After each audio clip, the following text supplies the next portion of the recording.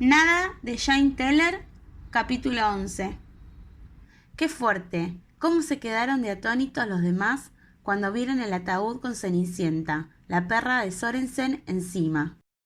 Los 6 que habíamos estado en el cementerio por la noche nos sentíamos soñolientos durante las clases del día siguiente, pero no andábamos cabizbajos. Al contrario, la historia era susurrada al de al lado, y al otro, hasta que el profesor Skilsen enfureció y dijo que ahora quería silencio. El silencio duró un momento, hasta que al rato el secreteo empezó de nuevo, y el profesor tuvo que imponerse. Pasó una eternidad antes de acabarse la última clase, y poder salir pitando cada uno por su calle hasta la cerrería en desuso. Como contrapartida, el heroísmo y los sucesos de la noche en el cementerio fueron cosa de nunca acabar. Se agrandaron más, y a medida que se repetía la historia, cada vez era noche más oscura y todo más siniestro. Durante los días siguientes, y fueron muchos, no había persona en la ciudad que no hablara del vandalismo acaecido en el cementerio. 2 lápidas habían sido robadas. Alguien había pisoteado la sepultura de Miljensen, y Cenicienta, la perra de Sorensen, había desaparecido. De esto último no se quejaba nadie, porque había sido, sin embargo, un escándalo que una vieja perra bastarda merodeara por el cementerio, meándose en las sepulturas y abandonando cosas peores por ahí, sin que se supiera exactamente dónde. Nadie sospechó de nosotros.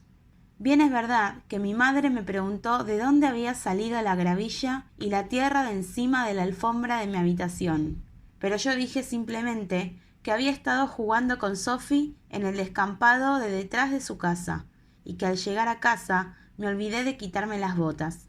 Y mi madre me echó una reprimenda, pero nada en comparación con lo que hubiera podido ser si se hubiera enterado de lo que estuve haciendo. Fue Cenicienta la que nos creó las mayores dificultades. Se negaba a separarse demasiados minutos seguidos del ataúd del pequeñito Emil, que ella pensaba que seguro contenía los restos de Sorensen. Bajo ningún pretexto podíamos pensar en sacarla a plena luz del día. Si alguien nos hubiera visto con ella, fácilmente habría concebido sospechas y nos hubiera relacionado con los hechos del cementerio. Sophie, que era de nosotros la que vivía más cerca, no podía sacarla después del anochecer. No tenía permiso para andar por ahí a esas horas, y además sus padres opinaban que ya pasaba demasiado tiempo en la cerrería en desuso. Fue Elise la que encontró la solución. Era como si Elise empezara a querer un poco más a su hermanito muerto después de que el ataúd hubiera pasado a estar bajo nuestra custodia. Y quizá, porque la perra montaba guardia junto a él, Elise la quería mucho. Sea como fuere, Elise se ofreció para sacarla cada noche y dar un paseo con ella para que se aireara un poco. Estábamos a mitad de septiembre y oscurecía a eso de las 8:30, así que le daba tiempo a hacerlo y estar en casa antes de la hora de acostarse. De todas maneras, a sus padres no parecía preocuparles que estuviera fuera hasta tarde, según dijo ella, y pareció no saber si eso le agradaba o le disgustaba. «Hay otra cosa», añadió Elise. La miramos expectantes. Con el nerviosismo del cementerio nos habíamos olvidado que le tocaba a Elise decidir qué otra cosa iría a parar al montón de significado. «El pelo de Rique Úrsula». Yo miré a Rique Úrsula, que de inmediato alzó una mano hasta las trenzas azules, y ahora abría la boca, signo de una protesta que ya sabía que sería inútil. «Yo llevo tijeras», gritó Hussein carcajeándose. Sacó una navaja, la mantuvo en el aire y sacó las tijeras. «Se las cortaré yo», dijo Elise. «Yo también quiero, son mis tijeras», dijo Hussein, y se pusieron de acuerdo en cortar la mitad de las trenzas cada uno. Azul, más azul, azulísimo. Rique Úrsula estaba totalmente quieta, sin producir el mínimo ruido mientras le cortaban el pelo. Pero las lágrimas rodaban por sus mejillas, y era como si el azul de su pelo quedara reflejado en sus labios, que se mordió hasta hacerlo sangrar. Miré hacia otra parte para no echarme a llorar yo también. Cortarle el pelo a Rique Úrsula era peor que cortárselo a Sansón. Sin pelo, ella ya no sería Rique Úrsula, con sus 6 trenzas azules, y eso significaba que desde entonces dejaría de ser ella. Y pensé que quizá, precisamente por eso, las 6 trenzas azules eran parte de lo que importaba. Pero no me atreví a pronunciarlo en alto, tampoco por lo bajo, porque ella era mi amiga, a pesar de que no fuera esa Rique Úrsula que llevaba 6 trenzas azules, y fuera alguien tan especial y tan ella misma. Primero Liz le cortó una trenza, después Hussein le cortó otra. Tuvieron que forcejear porque las tijeras eran malas y su pelo era tupido. Tardaron 20 minutos en cortarle las 6. Después Rique Úrsula parecía una persona de esas que andan extraviadas y deberían estar encerradas en un manicomio. Las trenzas cortadas se colocaron bellamente apiñadas encima del montón de significado. Azul, más azul, azulísimo. Rique Úrsula miró mucho rato sus trenzas. Ya no resbalaban lágrimas por sus mejillas. En su lugar, sus ojos brillaban de rabia. Se volvió tranquilamente hacia Hussein y dijo con voz amistosa y con los dientes un poco apretados: «Tu alfombra de rezos». Capítulo 12. Hussein protestó. Protestó tanto que al final tuvimos que arrearle. Es decir, que Ole y el gran Hans le arrearon. Los demás estuvimos mirándolo. Llevó su tiempo, pero al final Hussein, en el suelo con las narices pegadas al serrín y Ole encima de él, ya no dijo nada más. Cuando permitieron que se levantara, tenía cara de estar muy asustado. Casi parecía que temblaba. Pero no era de Ole o del gran Hans de quien tenía miedo. De quien tenía miedo lo descubrimos después de que llorando entregara su alfombra de rezos y luego no asistiera a la escuela durante una semana. Cuando finalmente volvió, todo su cuerpo era de color azul, amarillo y verde, y tenía un brazo roto. No era un buen musulmán, había dicho su padre, y le había dado una terrible paliza. La paliza no fue lo peor. Lo peor fue no ser un buen musulmán. Un mal musulmán, ni la sombra de un musulmán, ni la sombra. Algo en Hussein parecía haber sido destruido. Andaba por ahí arrastrando los pies y con la cabeza gacha. Y mientras que antes había sido más bien bueno repartiendo golpes y empujones, ahora ni se defendía, aunque otros lo buscaran. Tengo que reconocer que era una alfombra hermosa, tejida en un entramado de azules, rojos y grises, y era tan blanda y fina que Cenicienta estuvo a punto de abandonar el ataúd de Mil por ella. Entonces Jean Joan la colocó en lo más alto del montón de significado, donde la perra no pudiera trepar, y funcionó. Cenicienta permaneció en su sitio.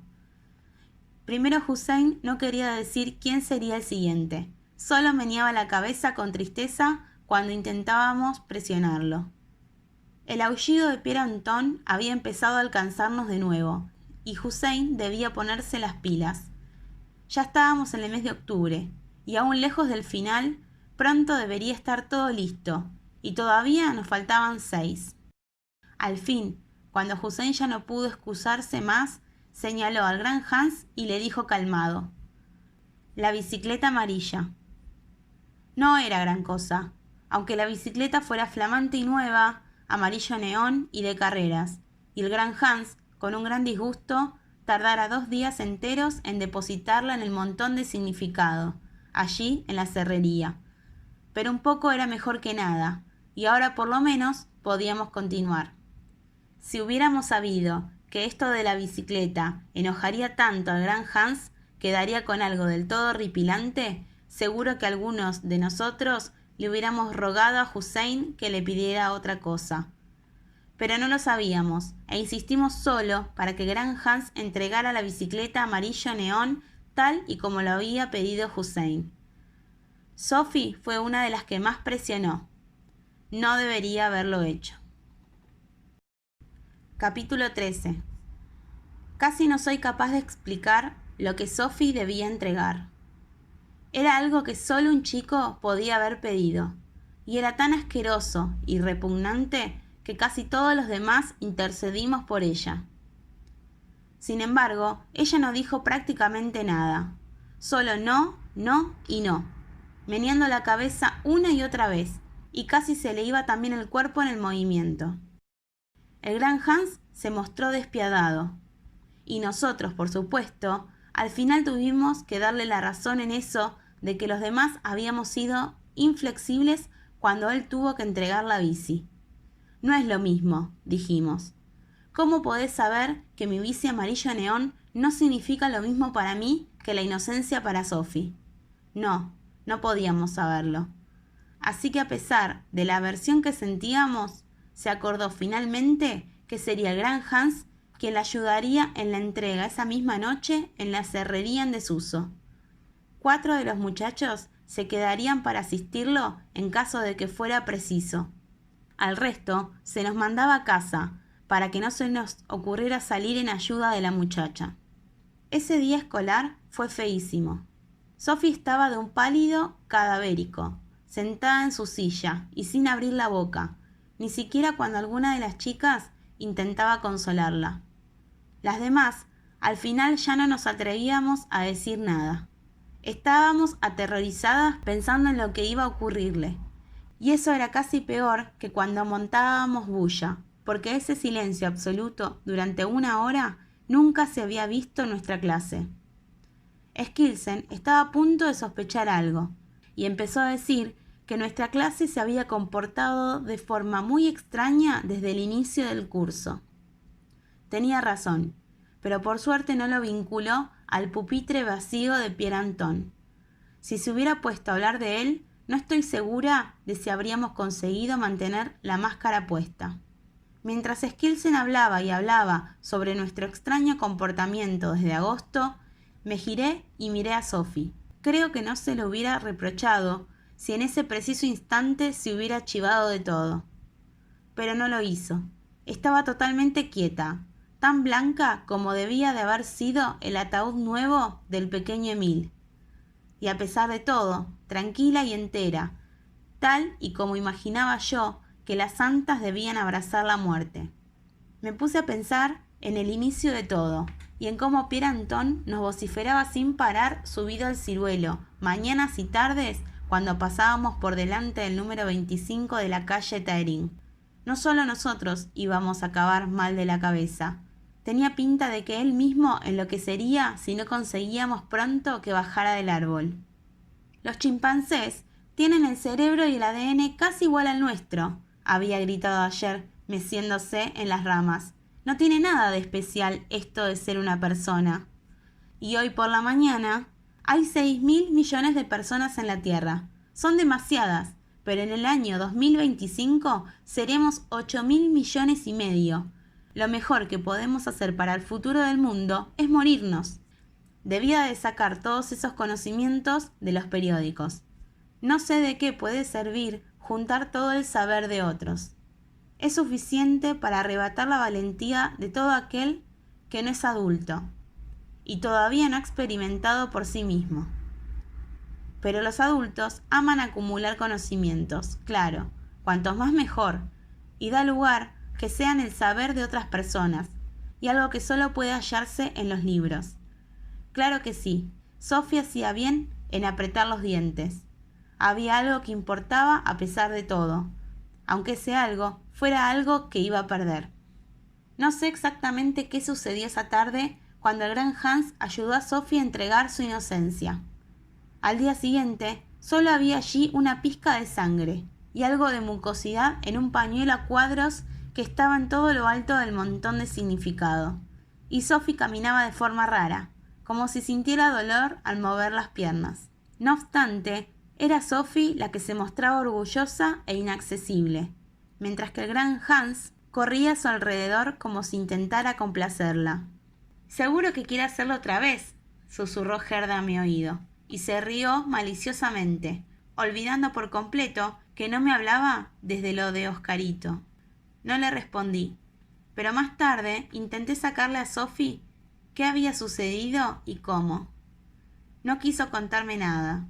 Se limitaba a andar por ahí con aspecto de haber descubierto un secreto, que si bien era terrible, le había dado acceso a la clave de algo de enorme significado. ¿Enorme significado? ¿Mucho significado? ¿El máximo significado?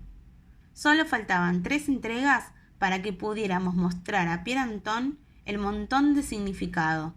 Entonces él nos prometería que nunca más se quedaría allí sentado en el ciruelo chillándonos.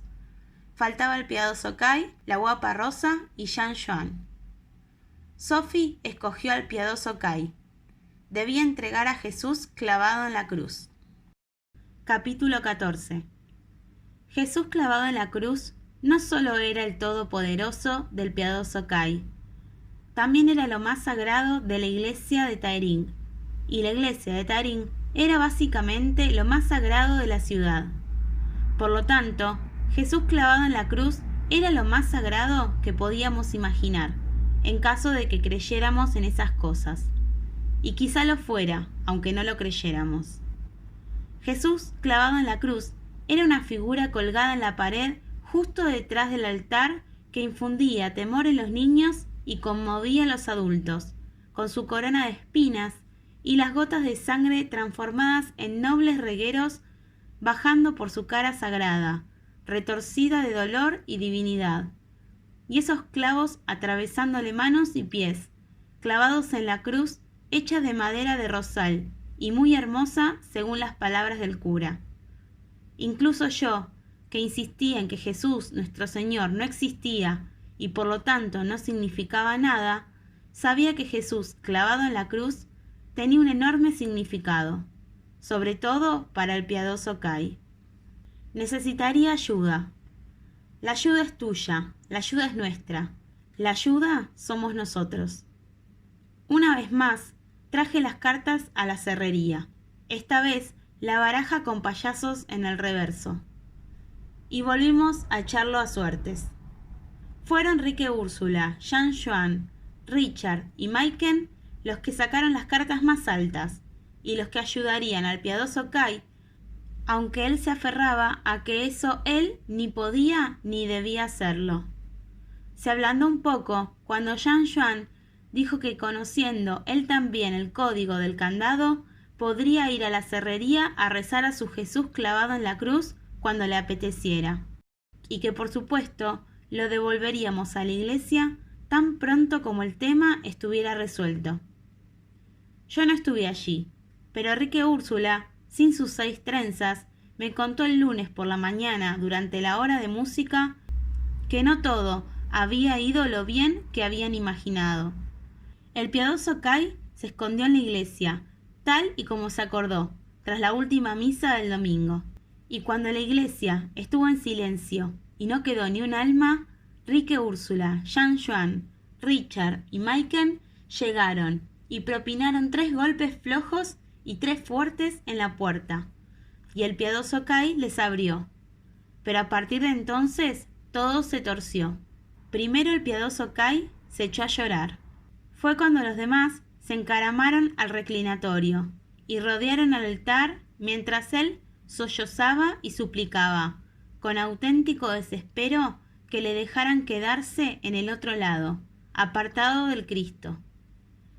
Maiken tuvo que permanecer a su lado para que no se escapara. Y no sirvió de nada que ella le contara repetidas veces que nunca había visto a Jesús nuestro Señor con su telescopio, a pesar de que lo había buscado mucho, y eso que valía para todos los astrónomos del mundo. El piadoso Kai se tapaba los oídos y chillaba tan fuerte que era imposible que la oyera, así que al final ella se calló. Y también porque temía que sus chillidos pudieran ser oídos desde afuera. Entretanto, Jean Juan y Richard intentaban descolgar a Jesús, pero Jesús estaba bien clavado, y a pesar de que estaban sudando, no se soltaba. Entonces Rique Úrsula se acercó a él, y en el mismo instante de tocarle el pie clavado con sangre, le quemó la mano. Rique Úrsula tuvo que reconocer que a pesar de no creer en semejantes chorradas, se asustó de lo lindo. Estaba tan vacía la iglesia, y era tan inconmensurable. que de pronto fue como si la figura de Jesús cobrara vida. Despacio, y sin que nadie lo tocara, Jesús se deslizó por sí mismo rechinando y aterrizó en el suelo con un fuerte golpe, rompiéndose justamente la pierna que Rique Úrsula había rozado. Fue una de las cosas más horribles que Rique Úrsula había experimentado jamás hasta la fecha. Estaban todos a punto de salir corriendo, pero llegado a este punto, no podían dejar a Jesús allí tirado. Así que a pesar de que pesaba terriblemente, entre todos consiguieron levantarlo y arrastrarlo hasta el reclinatorio, y allí lo empujaron hasta tenerlo medio colgando encima. Era tan extraño que Jesús pesara tanto, que daba igual que el piadoso Cai no quisiera, tuvo que ayudar a llevarlo. Ahora eran 5, y aún así, les costó arrastrarlo hasta la calle donde les esperaba la carretilla de los periódicos. Eran las 7:30 y estaba oscureciendo cuando atravesaron las calles con Jesús crucificado en la carretilla de los periódicos del piadoso Cai. A pesar de ello, tuvieron que detenerse un par de veces y esconderse detrás de los árboles para no ser vistos por los transeúntes. El piadoso Cai lloró todo el camino hasta la cerrería, repitiendo que eso no podía, que él no podía. Y Rique Úrsula, a quien seguía quemándole la mano, estuve a punto de darle la razón.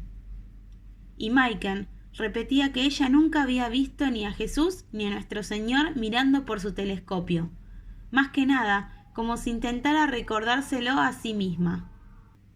Y el mismo Jean Juan, a quien de normal nada lo echaba para atrás, estaba nervioso y arisco, y no podía hacer el trayecto todo lo rápido que hacía falta. Únicamente Richard parecía impasible, pero fue solo hasta llegar a la cerrería y comprobar que el código del candado no servía. Entonces también él perdió los nervios. Chilló, aulló y propinó patadas, primero a la puerta y luego a la carretilla, de tal suerte que Jesús, clavado en la cruz, cayó al suelo y se rompió la otra pierna. El piadoso Cai se puso histérico del todo y dijo que era una blasfemia romperle la pierna a Jesús crucificado y que ya no podrían devolverlo a la iglesia cuando hubieran convencido a Pierre Anton de que Jesús era parte del significado y que él nunca más podría aparecer por la casa del Señor. Después Jean Juan le chilló que cerrara el pico y que no había dicho precisamente Jesús que todo pecador sería perdonado si creía en él. Eso apaciguó al piadoso Cai y casi se hizo sonreír de nuevo. Entonces el código funcionó, porque lo que pasaba era que habían olvidado los números correctos. En ese momento surgió un nuevo problema. Cuando entraron en la cerrería arrastrando a Jesús clavado en la cruz, fue Cenicienta, la perra de Sorensen, la que se salió de quicio. Sin quicio, más desquicio. Perra quejona, perra tontona.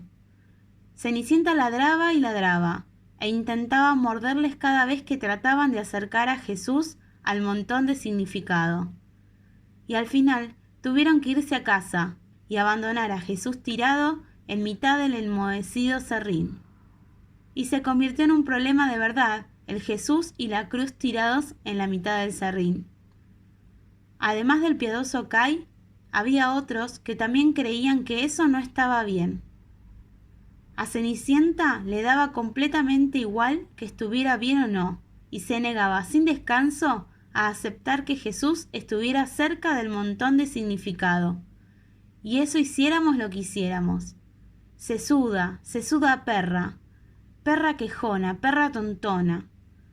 Ni la presión ni las golosinas pudieron con ella, e hicieron que dejara de morder, o mejor dicho, hicieron que mordiera el anzuelo, y ninguno de nosotros tenía valentía para enfrentarse a sus colmillos. Tras varias horas de intentarlo, estábamos a punto de darnos por vencidos e irnos a casa. También era hora de comer. Entonces a mí se me ocurrió algo. Pensé en aquella noche que fuimos a buscar el ataúd del pequeño Emil Jensen. Ella cree que es Jesús el que la ha separado de Sorensen, dije. Eso está claro, se rió Ole. No, en serio, insistí yo. Sí, totalmente en serio, volvió a reírse Ole y yo me enfadé. Elise irrumpió en la conversación, diciendo que yo tenía razón y que nunca conseguiríamos trasladar a Jesús y la cruz al montón de significado mientras Cenicienta montara guardia al lado. Pensamos un rato en eso, porque Jesús clavado en la cruz nunca tendría el significado acertado si no reposaba en el montón. Pues lo cortamos en pedazos más pequeños, propuso el gran Hans. No, estalló el piadoso Kai. Y aunque los demás por lo general no le hacíamos demasiado caso al piadoso Kai, eso tampoco nos pareció una buena idea. Si lo partíamos en pedazos pequeños, sería como arrebatarle el significado a Jesús. Pues lo pintamos de negro para que Cenicienta no lo reconozca, propuso Sebastián. No, no sería lo mismo, protestó Jean Joan, y todos estuvimos de acuerdo. Un Jesús negro no sería exactamente lo mismo. ¿Y si colocáis a Jesús en el montón mientras yo saco la perra? Propuso Elise, y fue una propuesta a la que nadie puso objeciones.